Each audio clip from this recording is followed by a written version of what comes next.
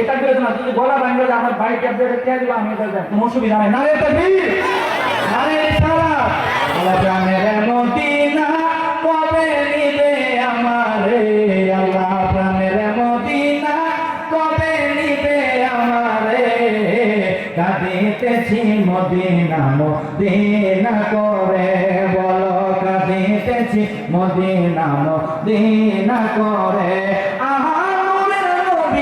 দিতেছেন নুরানি রওজায় আমার আশিক উম্মত যেন ক্ষমা পেয়ে যায় আল্লাহ আমার আশিক উম্মত যেন ক্ষমা পেয়ে যায় ওই মায়ার নবী দেখতে চাই ঘুমের ঘরে